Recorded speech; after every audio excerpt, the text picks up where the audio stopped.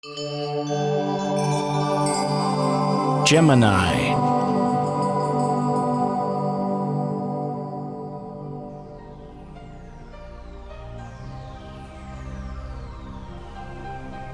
Hello Gemini, this is your forecast for February 2017 and we have a great month up ahead. We've got solar eclipse, we've got lunar eclipse.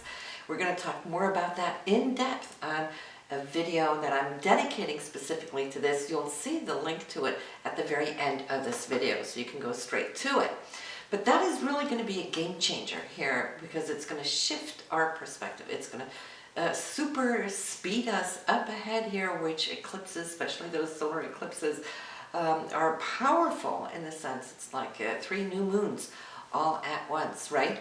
So we can expect to see things really changing up our game here, but more on that later. But this month, having the sun in the 9th house, excuse me, as you have, it has to do with your higher education. Some of you might be looking and wanting to study something, take on a new course. It could be you going back to school.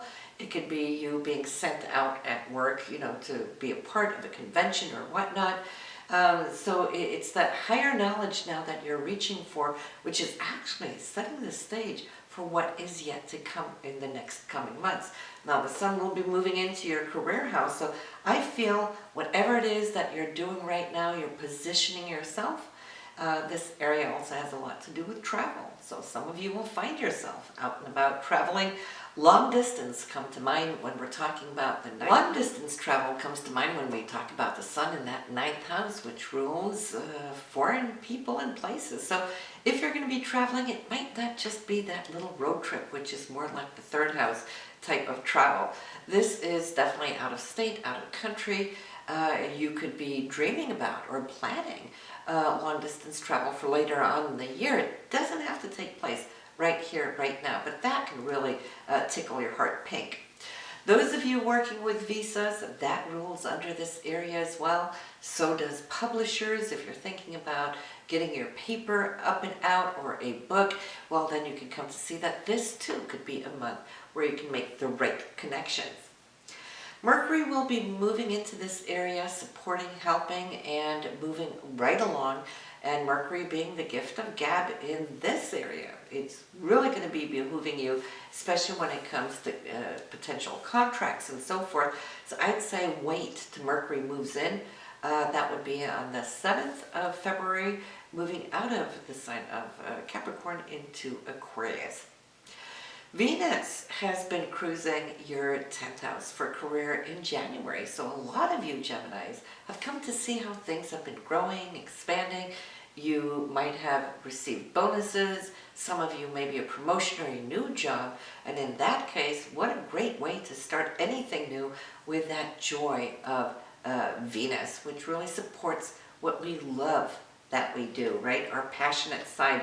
But Venus met up with Neptune, which is your long-term dream for your career. So when they met up there in January, well, you know what? That kind of started something. It created that buzz, that vision. Keep that vision in mind. Hold it close to heart because here as Venus moves out of this area, which is taking place pretty quick, February 3rd, it's moving into the area of your hopes and dreams.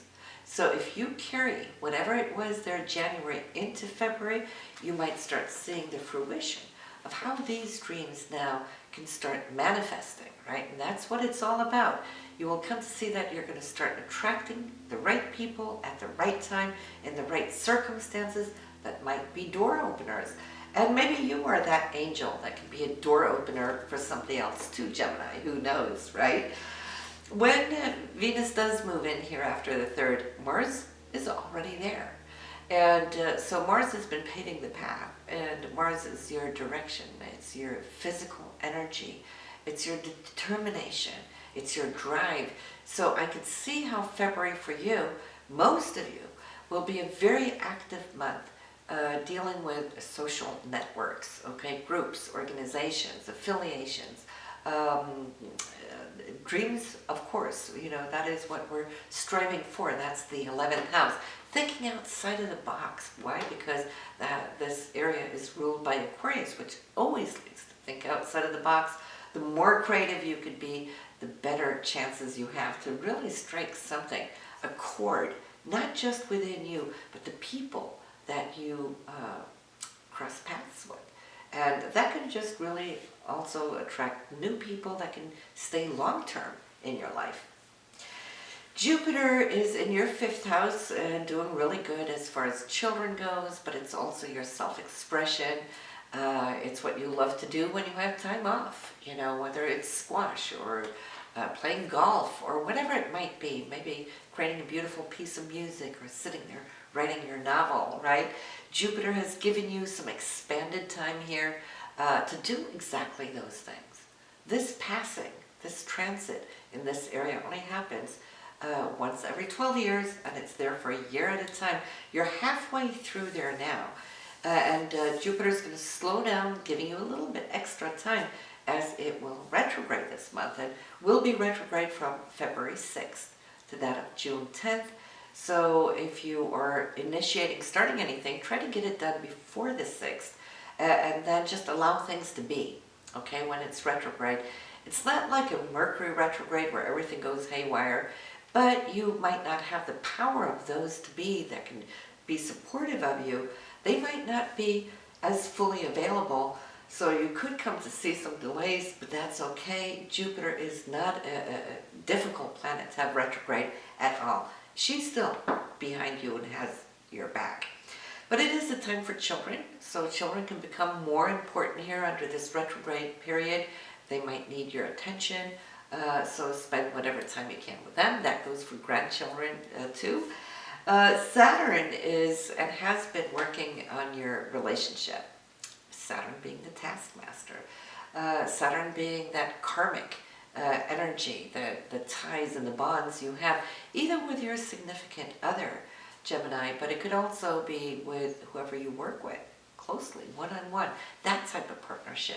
Saturn binds together, okay? There's obligations, there's responsibility. It's having to follow up, follow through.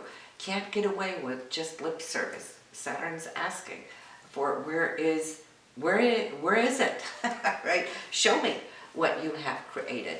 So it's holding somebody to the grindstone, whether that's you holding yourself to the grindstone or your partner or vice versa. This is working pretty well. We got a couple of aspects this month to Saturn, which I feel is going to be supportive for you. We'll get to that in just a little bit. Your outer planets, they're still doing what they've always done. Your new moon this month will be in the area of your career. This is on February 11th. That's when we put down our intentions and so forth. But this new moon, this new moon, no, I'm sorry, not February 11th. Hello. This new moon will be on February 26th in your career house. Okay, so jot that out, erase it out, put it back in. February 26th. New moon, and this is also a solar eclipse, so it's powerful. We're going to talk about that in that dedicated video. But remember though, new moons are always intentions, and of course now this is going to supersede and bring a lot of drift and speed up everything within your career. The full moon, which is a lunar eclipse, that will be February 11th, and this is showing up here in your 3rd house for communication, your siblings, your closer community, your neighbors and so forth. Maybe even short distance travel might come around February 11th for you. So I'm seeing here on the 1st and 2nd might not be the best of time to have any finalized communication, all right? Because I'm seeing that you're not necessarily seeing or hearing each other fully, you might have a certain idea that you want to go in a different direction. And when we're not all on the same page, especially if you are, in your case, needing approval of a group, so it's not just like a boss or your one partner. This could be like a group type energy that I see for you. And if you're wanting to go one direction and they're not all there in agreement, just let it pass for now. There's better times coming here a little bit later in the month. On the 3rd, we see how Venus is moving out of that area of your career into this area now, with hopes and dreams. You're going to have more energy, you'll have more charisma to speak and stipulate your case as we move through February. On the 7th, Mercury will be moving out of the sign of Capricorn, which is your 8th house, where it has been working on shared resources. That's what January was about, even back to December. You had some extended time there as Mercury, excuse me, was retrograding. Now it's picking up speed and will be moving into your 9th house. What that will do for you, the sun is in the 9th house, right? So now Mercury is coming into and wanting to express, wanting to communicate these higher thoughts, these intentions that you have as far as putting goals on your horizon. I feel this is a time where you could study, you can research, you can gain a lot of insight in a short amount of time, just within a few weeks, if you really choose to focus. Mercury will just give you that download of info that you need, and I feel it can really broaden your perspectives. 9th through that of 16th, let me tell you, this is a time when the green light is on. Action, action, action, and you being Gemini, I know you love speed, right? When things happen. First of all, what I do see is that whatever you tried to work earlier in the month didn't really come together. It was just not divine timing. But here, talk about timing. This original thought that you might be holding, this thinking a little bit outside of the box, will now present itself charismatically, because now Venus is in the picture, and Venus is really now lined up with Mercury, which is communication. So we have vision, communication, we have charisma, we have heart warmth, the Sun and Jupiter working together beautifully. They only line up like this twice a year in a trine. So this is one of the better 3-star, 5-star days, 3 times a year that you get. So the 11th is a beautiful day to celebrate, to feel that things are solidifying, coming together, especially there on the 14th when Saturn, which will, set everything in stone, which is the anchor of the security of what you've worked so hard for, will come in and say, you are good to go. So on the 16th with Mercury and Mars here, well, you're like a Speedy Gonzales. You're on the phone, I see a lot of text messages, and just interacting, just initiating, okay, putting all this energy forward, which is great because the Sun now, see, has received what it could, absorbed what it could in the sign of Aquarius, now moving into Pisces, which is that very creative sign, which is the ruler of your 10th house here, or on the cusp of your 10th house, which is going to allow you to think very much so in creative terms of reaching those higher dimensions of work. And Neptune is already there, which is the ruler of Pisces. So having the Sun here now, this is you starting to live the dream. So you could have started something earlier, and now you're in place, you're going to be acting upon it, and I can see how you're truly, truly enjoying. And Mercury, of course, too, will be joining with the Sun here in this area a little bit later in the month. So you'll just see it's a fabulous, fabulous career month for you, moving you into that of March. On the 21st, again, any kind of negotiations or any reviews, interviews, that kind of thing, we know that you are blessed, Gemini, with the gag of talk, right? You speak, you communicate, and you do it so effortlessly. And having Jupiter on your side, having Uranus on your side right now, expect the unexpected, expect doors opening up. I feel that you can not just reach beautiful goals there on the 21st, but there could be new doors, new windows opening up to whoever you're going to be connecting with is very charismatic. They have the power of support and generosity to make things happen for you.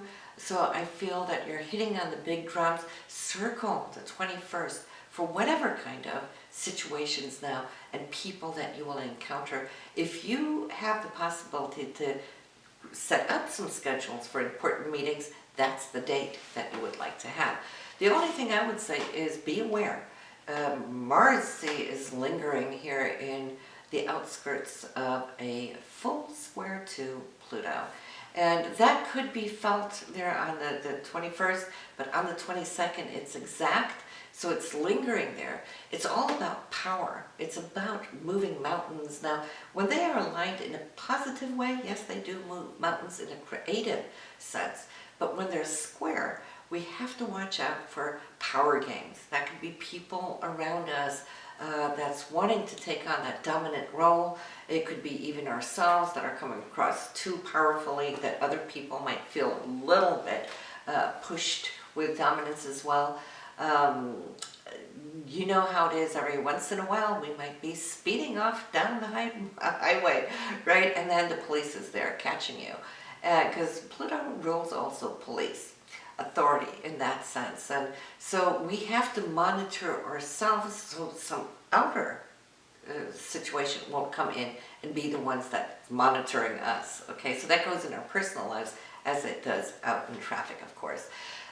Pluto and Mars, they can erupt big volcanoes. We know that we have some active ones going on around the globe right now. This is a volcano watch where pressure can just suddenly release as such. 23rd, Mercury and Saturn, I feel, will negotiate, maybe even sign documents or agreements, and this is just putting you forward to where it is you want. Saturn is always your friend, trying to ground those things of security for you. We're ending the month here with a little bit of an OMG. This is Mars and Uranus wanting to start off something new. You might meet a new group of people on this day, or maybe just an individual, but this individual or this group might be very different from the mindset that you either have yourself, or it could also be with groups or people that you didn't associate with before. They're now thinking very differently, outside of the box, and it's very creative, and I feel also very multidimensional in some ways. So this could be a very nice start if you're initiating anything new. I feel it's something that you can take with you over the next 2 years, all right? So pay attention to who you meet up with right around the 27th. Decision time making as well, and this is not only because Mars is conjuncting that Uranus in your 11th, but it is opposing Jupiter in the 5th. So maybe some choices are needing to be made here as far as your children, to be there for them, help them, support them in choices that they are making. Perhaps if you have your own business, well, this is also the mark of an initiation and choices that you're now preparing to open up new doors for as we get into March, which we will be speaking about in not too long in next month's forecast. But then again, here, February 11th, we have the lunar eclipse and the solar eclipse on the 26th. So you'll see this little video here right now. You can just tap on it and get more information. I'll see you next month.